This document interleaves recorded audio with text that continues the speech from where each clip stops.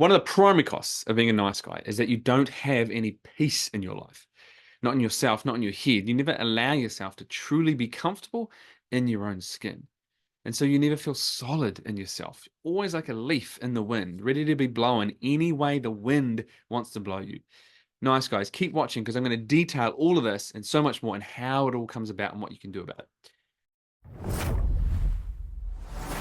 But first, hey legend, I'm Mike Campbell. I am the anti-nice guy coach for everyday men. I am the owner of the Everyday Legends Academy, where for the past decade, I have taught over 1,000 men how to kill their nice guy and become a solid, secure, grounded, unfuckwithable good man. And in this video, you're going to learn the true costs of being a nice guy and what you can do to change it immediately. Now, as a reformed nice guy myself and having personally worked with hundreds of nice guy clients over the years, there are three common costs that I see very, very rarely talked about, not in a meaningful way. And, I didn't know these were an issue myself until I fully started digging into my own niceness many years ago and discovered that I was paying the price in so many more ways and just feeling frustrated all the time. But first, I want to differentiate between a nice guy or someone suffering from nice guy syndrome and a nice guy who is a good man, the anti-nice guy, someone who is just nice without all of the conditions. And the key thing here is the driver behind the niceness. A nice guy wants to be seen as nice. He needs people to like him to prop up his sense of security. It's that conditional niceness. He's dependent on others for approval, for validation, right? And so niceness is the tool to try and get that, to try and achieve that, to try and feel some semblance of being okay, versus being a nice, good man without all the expectation, without all the conditions in return. Being secure in self, that niceness is nothing more than simply the act of being nice and good and kind. Summed up, it goes like this. The nice guy is in service of his insecurity inside. A good man, the anti-nice guy, as I call it, is nice in service of the other without the conditions, right? Nice guy in service of your insecurity. Good man in service of the other that you're actually being nice to. So let's get into the three top ways that you are likely paying the price for your niceness and detail how. Now, for me, these are the three biggest ones. We're starting here at the top. The third one I think is the biggest by far. But let's start here because this one is all about missed opportunities. Because you don't believe in yourself. You don't believe you're good enough or deserve what things will bring for you. So you don't back yourself. You're too terrified of rejection or failing or getting it wrong. And so we miss opportunities in relationships, not asking for what you want, which has many consequences. But there's this really big baseline one, and that is you don't end up being loved how you want to be loved, cared for, appreciated how you want to be. And so you're always coming last, all the way down to missing out on relationships altogether. Or missed opportunities in career and business, right? Being terrified of hearing no, being too afraid to say no, leads to missed opportunities and consequences everywhere, just from avoiding those two little letters, N and O. Or, on the flip, too afraid to say yes to an opportunity because of the fear of screwing it up, the fear of getting it wrong, right? The imposter syndrome, just kind of being that ever-present cock block to everything. And where this leads, you're overloaded, stretched, busy. There's no time for you. You come last.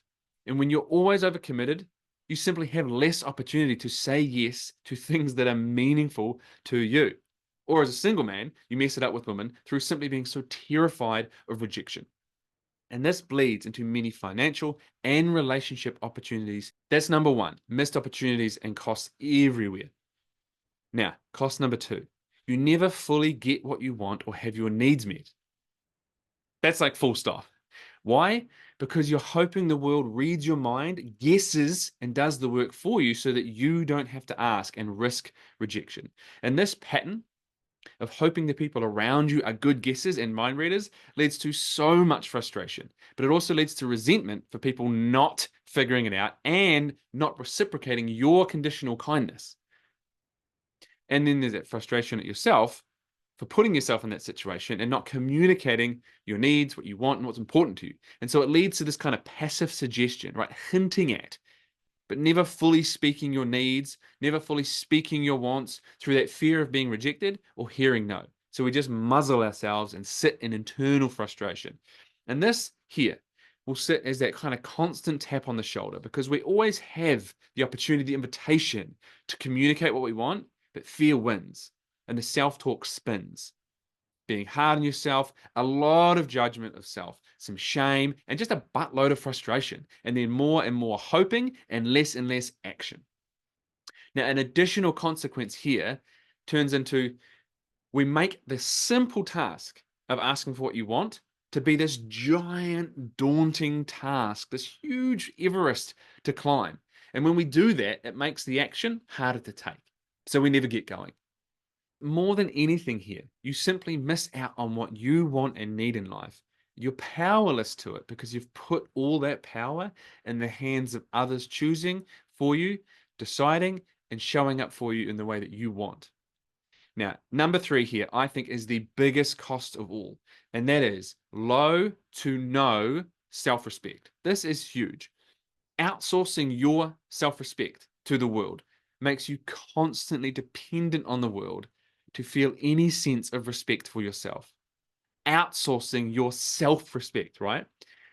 And we do that so that you can hopefully respect yourself in return. That is a losing battle. It leaves you never in charge of how you feel, always in the hands of others.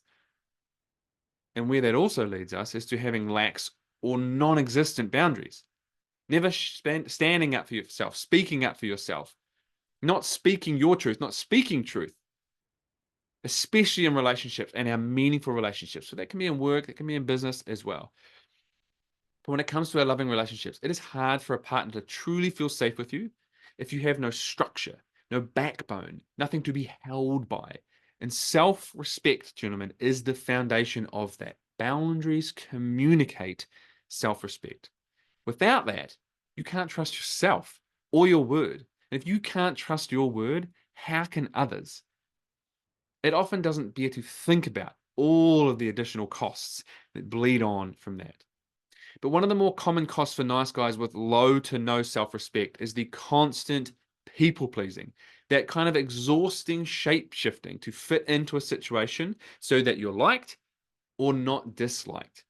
It's that constant battle to avoid the disappointment of others or disappointing others, which results consistently in disappointing yourself. And I know that one lands because that one landed for me so hard when I looked in the mirror and faced this many years ago myself.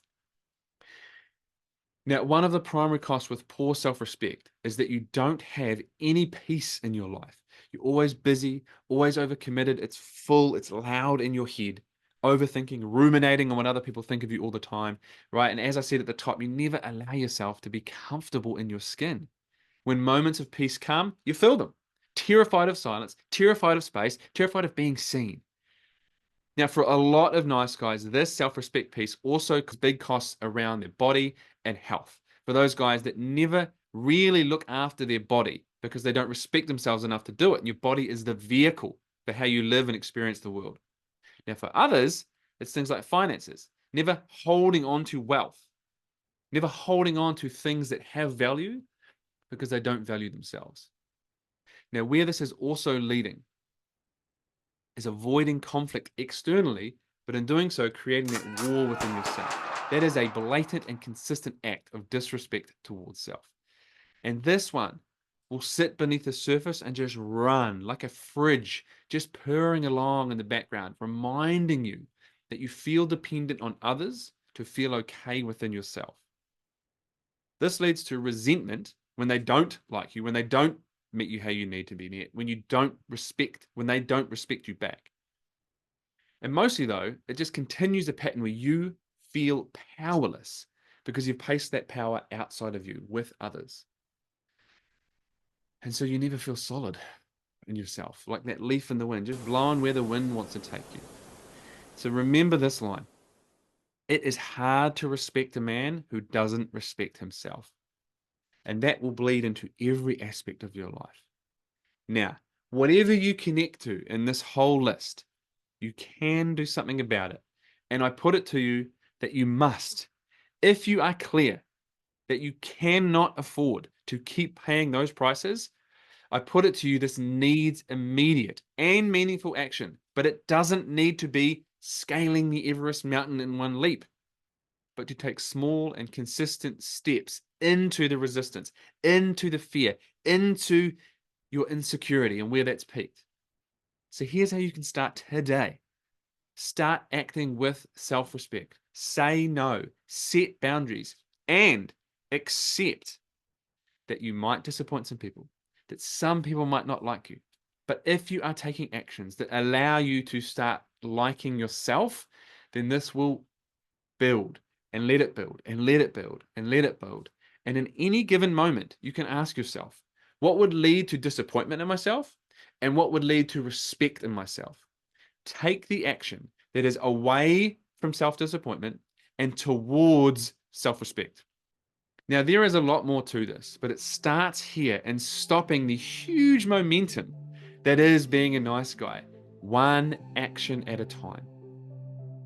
So if this is landing for you and you want to get your hands on my simple yet immediately actionable resource, the Nice Guy Action Plan, so that you can start embodying self-respect, comment below and we will get it out to you as soon as we can.